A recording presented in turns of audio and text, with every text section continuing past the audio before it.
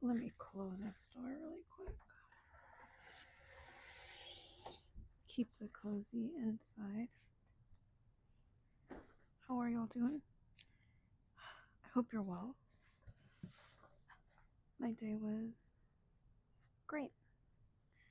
I spent it with a friend and her little one. We painted. It was great. Ooh. We are finishing up the first module of the trauma informed care manual that you can get via my SKOOL community. You don't have to join the SKOOL community, but it is where it lives. So you'll have access to the SKOOL community when you invest in your emotional intelligence with me. So, last time we went through the brief history of TIC in healthcare. We went over reasons why trauma informed care matters so much.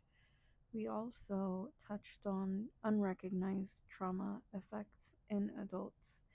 And today we are diving into unrecognized trauma effects in children.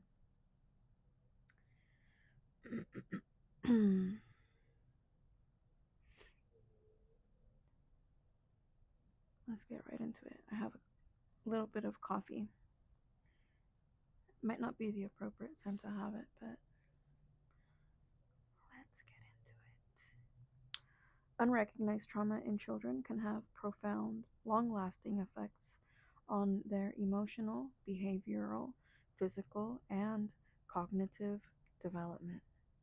Children who experience trauma may not always have the words or ability to express what they are going through, and without proper recognition or intervention, the trauma can manifest in ways that are difficult for caregivers, teachers, or healthcare professionals, to immediately identify. The impact can ripple through their families, schools, communities, influencing their future mental health, relationships, and their overall well being. Here's a breakdown of how unrecognized trauma can affect children and does. Emotional and psychological impact, right? They experience anxiety and fear. They have a persistent worry or fear, um, even in situations that seem safe. They may become overly cautious or fearful about the future. They often expect something bad to happen, right? Separation anxiety is another common thing. Children may become extremely clingy or fearful when separated from their caregivers or familiar places due to the past traumatic experiences, right? Especially if they've been abandoned, neglected, or exposed to unpredictable situations. They have a tendency to cling on to the most safe person, even if that person can sometimes harm, anyway.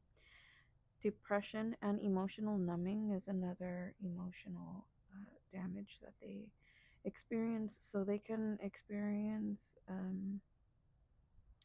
low moods, withdrawals, emotional numbing, right? They may seem withdrawn, um, as in less engaged with peers, and they display a flat affect, right? A lack of emotional expression. And this isn't to say that children who are not um, dramatic and explosive are depressed, but this is a characteristic to look for in a child that is normally talkative and things like that, right? Loss of interest in activities is another thing children experience. Those who have experienced trauma may lose interest in things they once enjoyed, such as playing with friends, engaging in school activities, or even eating. Okay, They may also show avoidance of social situations or schoolwork. Um, Feelings of worthlessness. Children may internalize the trauma and blame themselves. This is very common, leading to feelings of shame, guilt, or self hatred. They may believe they somehow deserved the trauma or that something is inherently wrong with them. They too experience PTSD with flashbacks or reenactment, right? Some children who experience trauma, especially early on, may experience intrusive memories of the event and may even reenact the traumatic event through play or just their behavior. This is often seen in children who have been exposed to abuse or violence, including sexual abuse. Yeah. Nightmares or sleep disturbances. Nightmares and difficulty sleeping are common in children with unrecognized trauma. This can further impact their ability to focus during the day and their overall mood. Emotional dysregulation, frequent mood swings. Trauma can make it difficult for children to regulate their emotions. They may experience extreme mood swings or act out unexpectedly, quote unquote, also, which can appear as irritability or anger. They are overwhelmed by quote unquote small triggers. A child who has experienced trauma may overreact to what seems like a minor stressor or a change in their environment. These responses may seem disproportionate to the situation, and they can be misunderstood as misbehaving rather than a response to a past trauma that they have not resolved.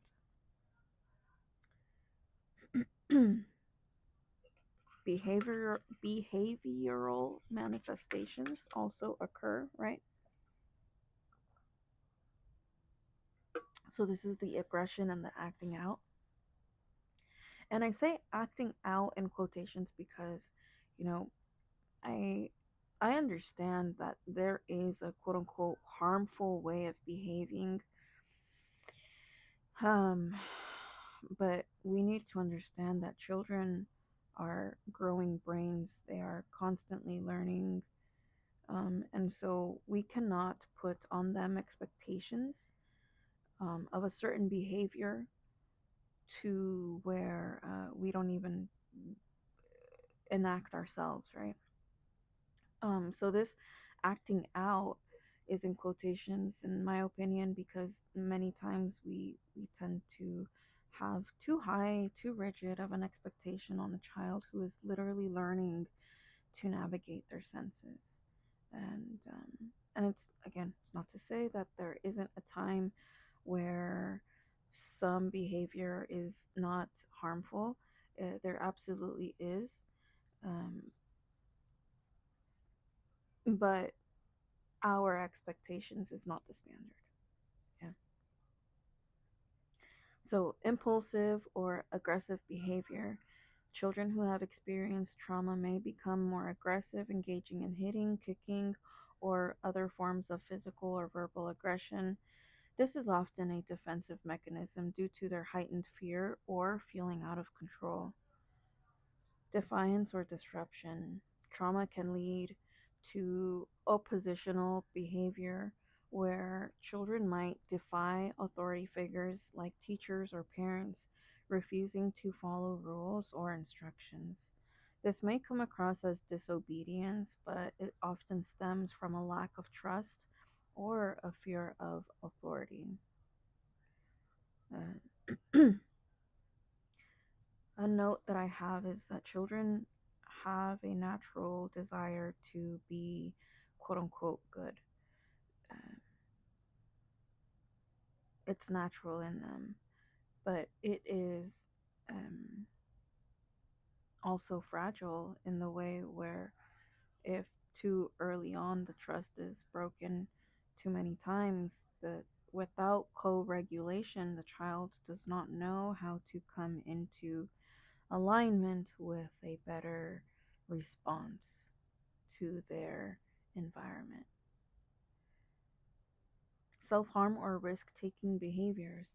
In extreme cases, children may engage in self-harm, like cutting. Sorry, trigger wording, but this whole video is, we're speaking on triggers, right? Risk-taking behaviors like running away or substance abuse as a way of coping with emotional pain or feeling like they have no other outlet for their distress. Withdrawal and avoidance, like we've mentioned before. Social withdrawal. Children may isolate themselves from friends, family, and peers as they may find it hard to connect with others or feel unworthy of love and affection. They may avoid group activities, school, or social events. Avoidance of trauma-related triggers. If a child has been exposed to abuse, neglect, or violence, they might avoid reminders of the trauma, such as certain people, places, or activities, by becoming visibly distressed when they encounter them.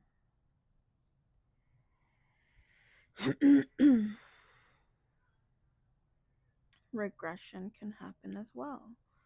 Reverting to younger behaviors. Some children may show signs of regression, like thumb sucking, bedwetting, or acting out behaviors that they had previously outgrown, quote unquote. This is a way of coping with overwhelming feelings of insecurity or fear, seeking comfort in behaviors from an earlier developmental stage. I also want to touch on regression therapy. Um, Many people won't agree with this,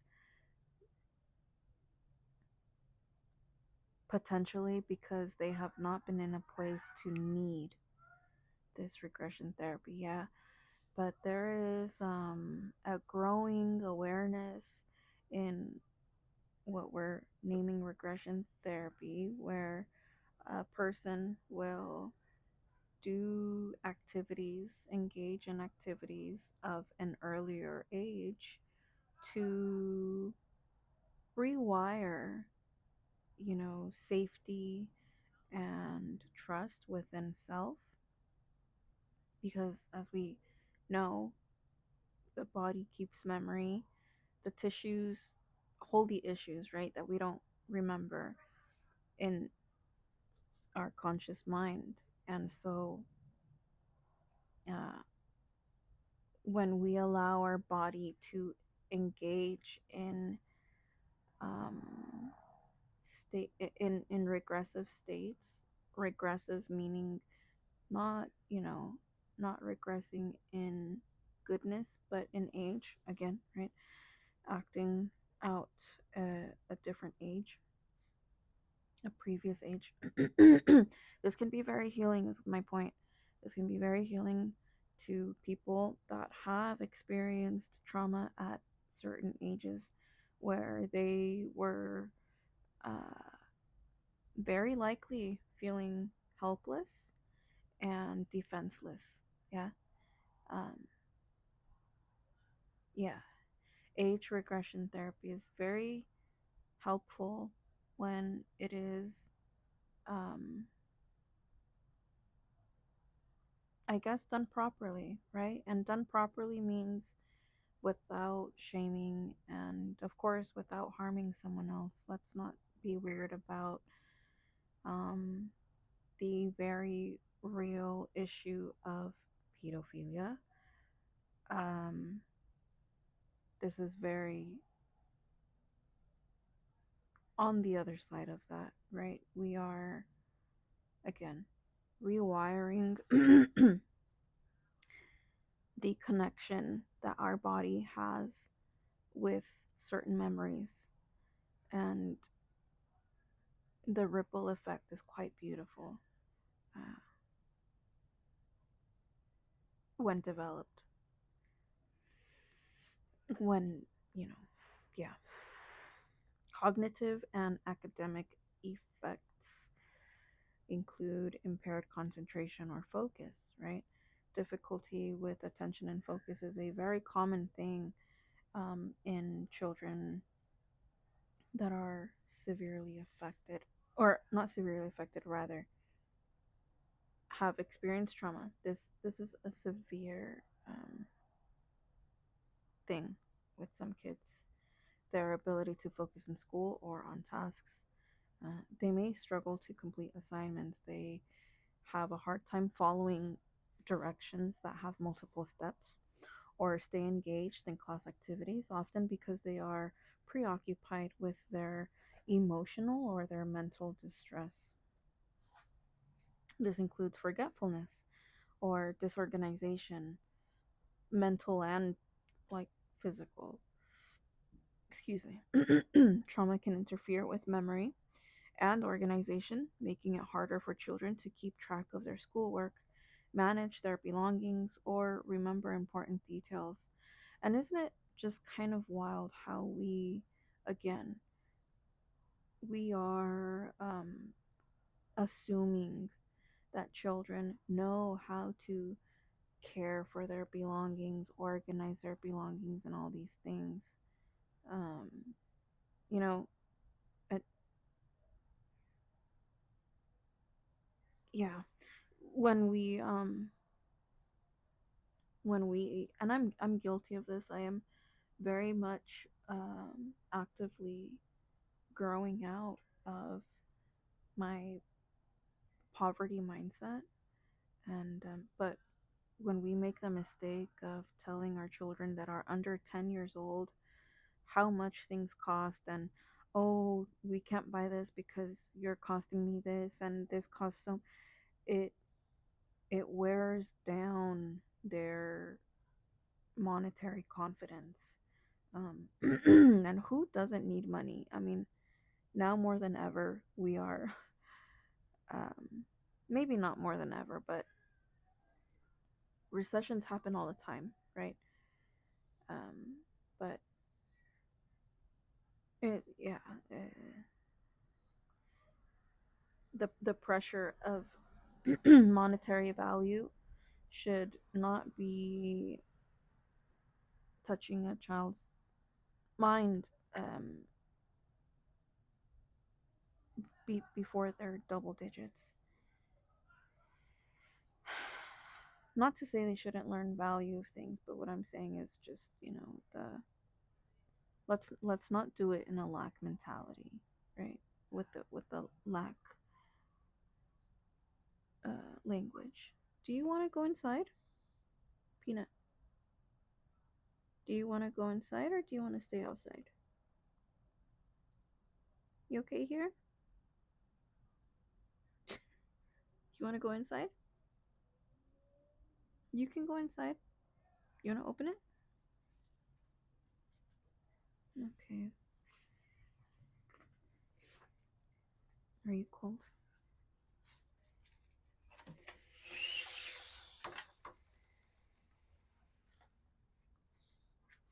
I'm not going inside yet. I'm not ready. I'm almost done, okay?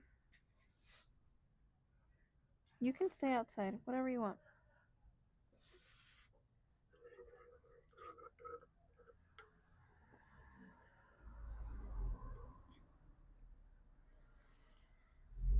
Learning difficulties.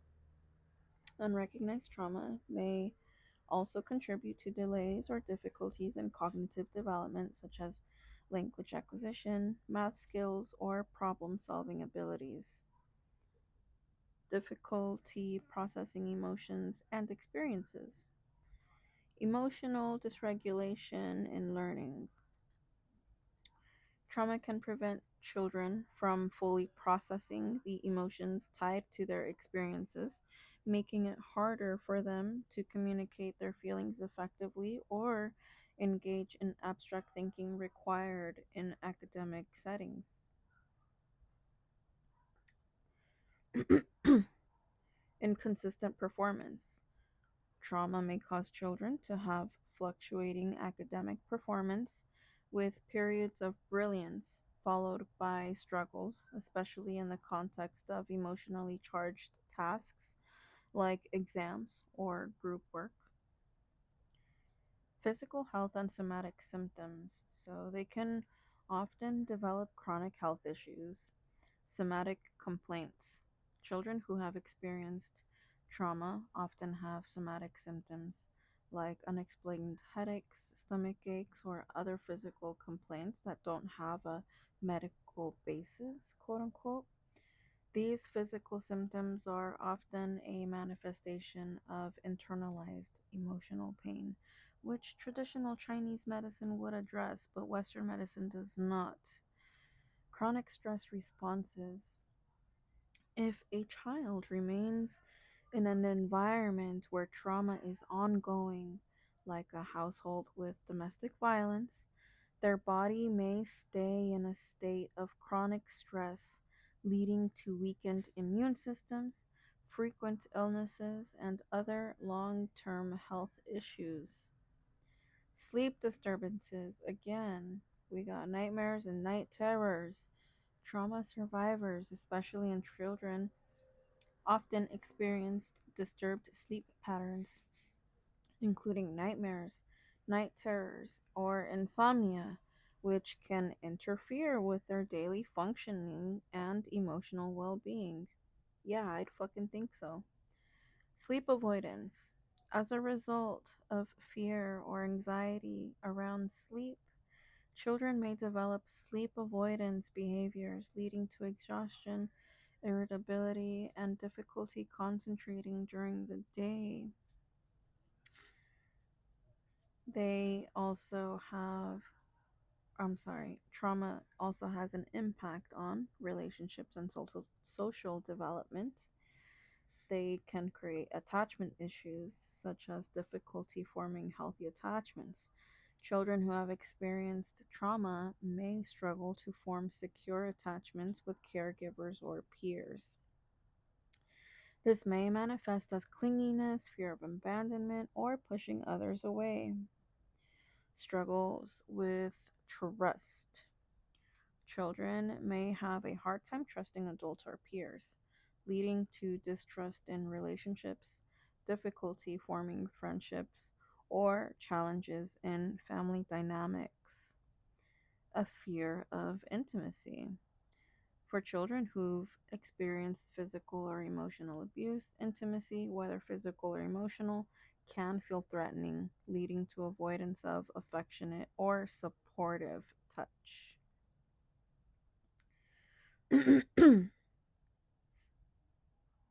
Social struggles. Difficulty with peer interactions. Trauma affected children may have trouble interacting with peers. They may misinterpret social cues or react disproportionately to situations. For example, interpreting a friendly gesture as a threat. Increased vulnerability to bullying. Because of their emotional struggles, withdrawn behaviors, or perceived difference, children with trauma may be more vulnerable to bullying or social exclusion, which can further damage their self esteem and exacerbate trauma related symptoms. E- Exa- exacerbate? Did I say that? Exacerbate? Um, Basically, make big. Long term effects, if unrecognized in children, are higher risk for mental health issues in adolescence and adulthood. This is a little bit obvious, but if trauma is left unrecognized in childhood, the risk of developing mental health disorders like anxiety, depression, eating disorders, and substance abuse increases. Difficulty with relationships and parenting. Trauma survivors may struggle to form healthy relationships in adulthood or become parents themselves who repeat dysfunctional patterns of care, unintentionally passing trauma to the next generation. This is a process known as the generational trauma. The need for early recognition and trauma informed care is so fucking real, you guys. Recognizing and addressing trauma early in a child's life can significantly improve their chances of healing and developing healthy coping strategies, okay? Trauma informed care in schools, healthcare, and family settings can provide children with the emotional support and structure they need to process their trauma in a safe and healing way. Key interventions for children with unrecognized trauma are creating supportive and safe environments, safe spaces where children feel heard, respected, and cared for can be critical and actually is critical in helping them feeling emotionally regulated. Um, and getting to a place where they can do it themselves, because co-regulation is very needed to do it at all. There is no such thing as self-help, you guys. There is no fucking such thing as self-help. Everything is co-regulation. It's co-regulation. Okay. um, Therapeutic support, trauma focused therapies like cognitive behavioral therapy, CBT, or play therapy, EMDR. These can help children process and reframe traumatic experiences. I love play therapy. Um, Consistent and empathetic care. Adults, whether parents, teachers, or counselors, need to provide consistent, empathetic, and predictable care, which helps children feel secure. Predictable, okay? Predictable. This means that the children um cannot not know how you're gonna fucking show up today, right? I understand that as parents, especially because we spend so much time with our children, it is hard to always be um amazing. It's hard to always be amazing, yeah. But we always do our best. But predictability is key, and not predictability in the sense of like, oh, um I know so and so happened, so mom's gonna be in a bitch ass mood. Well, maybe, but like hopefully it gets better too, like, mm, as much as children need to have us to co-regulate with, we need other things to co-regulate with as well. So please, let's not forget about therapy. Therapy is not only for when we are struggling, it is for when we are pivoting in life, when we are changing, um, when our children are growing. I it's hard to find a balance as a woman, as a mother, between living for our children and living for ourselves. But the fact of the matter is that once we're mothers, we do have a certain responsibility of living our best lives for it to be an example to our children, and that includes um, adapting to our offspring's needs when we do become parents. And again, staying in therapy, um, doing the yoga class, doing the Pilates class, right? Starting the YouTube channel. Um, these things help us stay. We need to keep an identity, right? As mothers. I know that this is not like the topic, but it kind of is, because trauma can separate us from our um, best identity, and it um, it just sucks, when we're not able to reel it back in and um, be great again. And not that we're bad when we're, but it's just, you know what I'm saying, guys. There's a balance, but we all have a responsibility. Again, I'm repeating myself. We all have a responsibility to the children because they didn't ask to be here. They didn't ask to be here.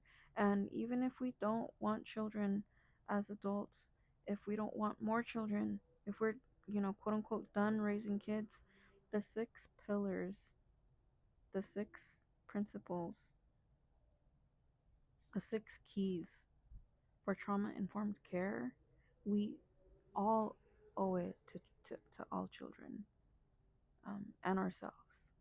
But first and foremost, children, because they can't defend themselves to the degree that we can or have learned to, right?